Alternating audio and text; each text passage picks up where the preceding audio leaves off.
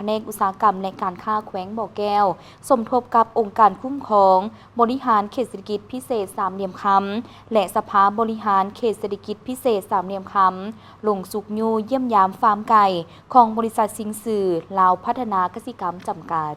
แผนกอุตสาหกรรมและการค้าแขวงบ่อแก้วสมทบกับองค์การคุ้มครองบริหารเขตเศรษฐกิจพิเศษสามเหลี่ยมคำและสภาบริหารเขตเศรษฐกิจพิเศษสามเหลี่ยมคำลงสุกยูเยี่ยมยามฟาร์มเลี้ยงไก่พันไข่สิงสื่อเขตบ้านมอมเมืองต้นเพิงแขวงบ่อแก้วโดยมีทานนางสีอัมภัยโสละที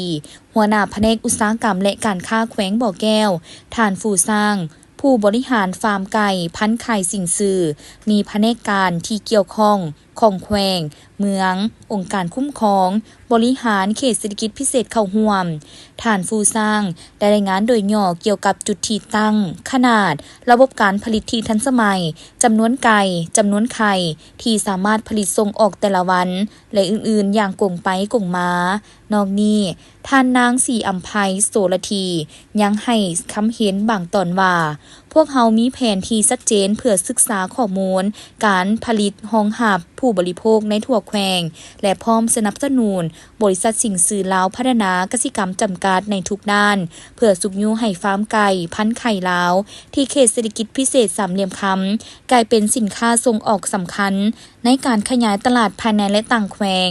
การลงมาเยี่ยมยามในครั้งนี้บ่เพียงแต่เป็นการสุกยูการผลิตไข่ไก่พันธุ์อยู่ฟาร์มเท่านั้นแต่ยังเป็นการยั่งยืนการร่วมมือระหว่างรัฐบาลก็คือแขวงบ่อแก้วและบริษัทสิงสื่อลาวพัฒนากสิกรรมจำกัดเขตเศรษฐกิจพิเศษสามเหลี่ยมคำถึงความตั้งใจ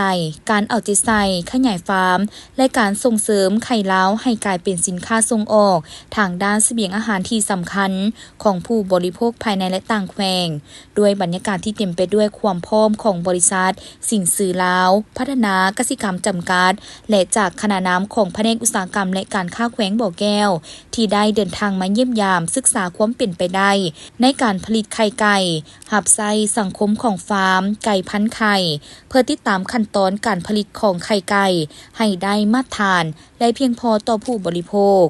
สำหรับฝ่ายรัฐพร้อมทีสนับสนุนให้ทางบริษัทตั้งหน้าพันธุ์ขยายฟาร์มพัฒนาทางด้านเทคนิคคุ้มครองรับประกันมาตรฐานและเป้าหมายเพื่อส่งออกไข่ไก่ตามความต้องการของผู้บริโภคในสังคมให้มีความเข้มแข็งขึ้นนอกนี้ท่านสอนไซป่านคำหัวหน้าแขนงกสิกรรมและป่าไม้ประจำเขตก็ได้ให้ฮู้เพิ่มเติมว่าการผลิตไข่ไก่ในปัจจุบันถ้าเทียบใส่พลเมืองของแขวงในการผลิตไข่ได้ประมาณ 250,000 หน่วยต่อวันดังนั้นจะได้มีการสมทบกับแขวงเมืองและเขตเศรษฐกิจพิเศษสามเหลี่ยมคำค้นคว้ายุดการนำเข้าจากภายนอกและส่งเสริมการผลิตภายในให้มีความยืนยง